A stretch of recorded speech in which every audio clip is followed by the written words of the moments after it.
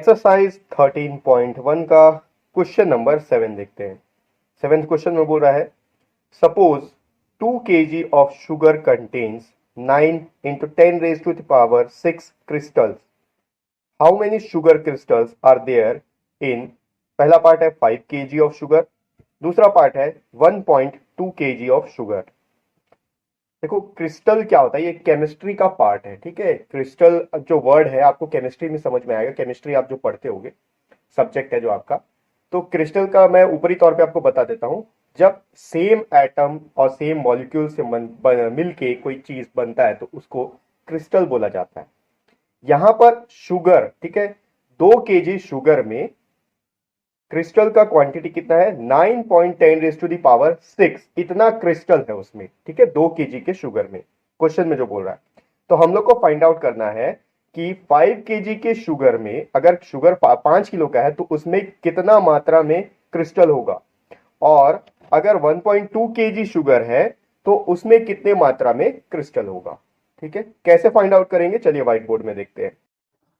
देखो क्वेश्चन में क्या बोल रहा है, ठीक है, यहां पर लिख लेते हैं अपन शुगर का क्वांटिटी, ठीक, और शुगर की क्वांटिटी के साथ यहां लिखते हैं क्रिस्टल।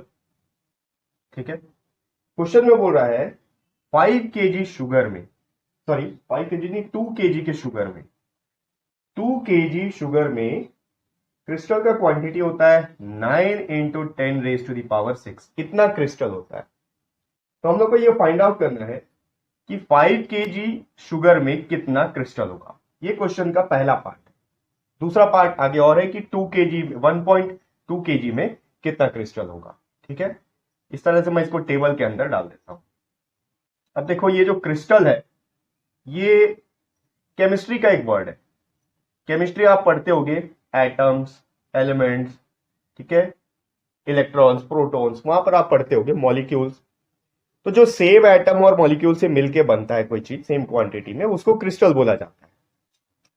तो यहां पर 2 किलो के शक्कर में इतना क्रिस्टल होता है। हमको फाइंड आउट करना है कि 5 किलो में कितना होगा और 1.2 में कितना होगा। तो पहले 5 kg का हम लोग फाइंड आउट करते हैं। इसको मान लेते हैं अपन x।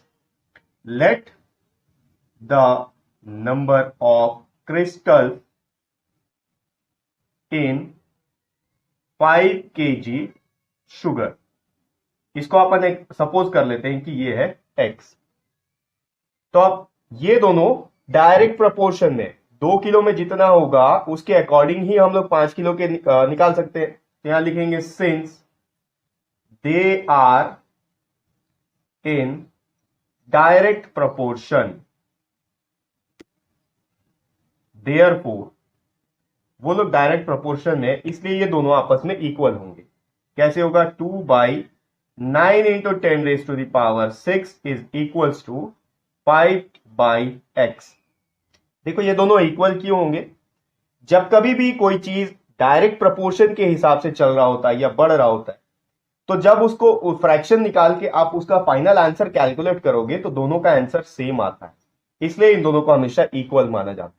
ठीक है, तो यहां पर अब देखो क्रॉस मल्टीप्लीकेशन होगा, ये इससे मल्टीप्लाई होगा, ये इससे मल्टीप्लाई होगा। 2 into x is equals to 5 into, यहां पर देखो ये ऊपर जाएगा तो 9 into 10 raise to the power 6 divided by, sorry divided by भी नहीं आएगा, ये इधर गया, ये इधर गया। अब यहां पर x, जो x के साथ 2 मल्टीप्लाई हो रहा है, राइट साइड भेजेंगे तो जाके डिवाइड हो जाएगा। x is equals to 5 into 9 into 10 raise to the power 6 divided by 2। यहां एक चीज आपको ध्यान देना है, क्रिस्टल का जो वैल्यू दिया है वो एक स्टैंडर्ड फॉर्म में आपको दिया हुआ है। स्टैंडर्ड फॉर्म क्या होता है ये हम लोग पिछले चैप्टर में पढ़ चुके हैं। अगर आप पिछला चैप्टर नहीं देखे हो तो उसका वीडियो का लिंक आपको डिस्क्रिप्शन बॉक्स में मिल जाएगा, वहां जाके आप देख सकते हो। एक्सपोनेंट्स एंड पावर्स में स्टैंडर्ड फॉर्म में कैसे कन्वर्ट करते हैं ये मैं आपको बता चुका हूं। ठीक है, तो ये स्टैंडर्ड फॉर्म में दिया हुआ है, तो जो आंसर हमको लाना है वो भी स्टैंडर्ड फॉर्म में ही लाना है। तो इसका मतलब 10 का पावर यहां पर साथ में जरूरी है, तो 10 को हम लोग यहां से कैंसिल नहीं करेंगे। देखो 2 से 5 भी कैंसिल नहीं होगा पूरा, 2 से 9 भी पूरा कैंसिल नहीं होगा, या कि डिवाइड नहीं होगा, तो आंसर पॉइंट में आएगा, हम लोग ले आते हैं। एक काम करते हैं, 5 को 2 से डिवाइड करके देखते हैं। अगर 5 को 2 से डिवाइड किया जाए, पहले 2 2 4 हो गया, यहां आ गया 1, फिर डेसिमल लगा के लेंगे 0, 2 5 ज़ा 10, ये आ गया 0 0। क्या आंसर आया 2.5। एक्स का वैल्यू कितना हो गया 2.5 into 9 into 10 raise to the power 6। ये 2 और ये 5 आपस में कैंसिल हो गया है, ठीक है। कैंसिल का मतलब डिवाइड कर लिया अपन। अब 2.5 इंटू 9 करके देखते हैं कितना आता है। 2.5 इंटू 9, 9 5 ज़ा 45, 9 2 ज़ा 18 प्लस 4 हो गया 22। डेसिमल कहां लगेगा, यहां पर डेसिमल के बाद एक ही डिजिट है तो लास्ट से एक डिजिट पहले यहां लग गया डेसिमल। तो x का वैल्यू कितना हो गया 22.5 into 10 raise to the power 6। ये अभी भी स्टैंडर्ड फॉर्म में नहीं है। स्टैंडर्ड फॉर्म में कब आएगा, जब ये जो डेसिमल है यहां पर आ जाए, ठीक है। डेसिमल के पहले सिर्फ एक डिजिट होना चाहिए, यहां पर डेसिमल के पहले 2 डिजिट है। तो अब डेसिमल को अगर इस साइड से इस साइड खसकाना हो तो क्या करना पड़ेगा, यहां पर 10 से मल्टीप्लाई करना पड़ेगा। ये होगा x इज इक्वल्स टू, ये डेसिमल इधर आएगा 2.25 इंटू 10। ये डेसिमल को इधर खसकाने के लिए 10 से मल्टीप्लाई कर दिया अपन। अब ये आ गया into 10 raise to the power 6। अब आ गया x इज इक्वल्स टू 2.25। अब देखो ये दोनों का बेस सेम है। ये चीज पिछले चैप्टर में अपन पढ़ चुके हैं, ठीक है। अगर आप पिछला चैप्टर का वीडियो नहीं देखे हो तो जरूर देखना, क्योंकि एक्सपोनेंट्स एंड पावर्स आप पढ़ोगे तभी ये चीज आपको समझ में आएगा, ठीक है। यहां पर 10 का पावर 1 है, कुछ नहीं है मतलब 1 है। दोनों का पावर ऐड हो जाएगा क्योंकि बेस सेम है, तो ये हो जाएगा into 10 raise to the power 7, 6 + 1 7। ये इसका फाइनल आंसर होगा। यहां पर x का वैल्यू कितना आ गया 2.25 into 10 raise to the power 7, यानी कि 5 kg के शुगर में लगभग 2.25 into 10 raise to the power 7 इतने क्रिस्टल्स होंगे। अब क्वेश्चन का जो सेकेंड पार्ट है उसमें बोल रहा है 1.2 kg के शुगर में कितना क्रिस्टल होगा, ये हम लोग को फाइंड आउट करना है। तो मैं इसको रब करता हूं और बिल्कुल सेम प्रोसीजर में चलेगा, हम लोग सेम मेथड को फॉलो करेंगे और 1.2 kg का भी फाइंड आउट करेंगे। मैं यहां इसको पहले रब कर लेता हूं।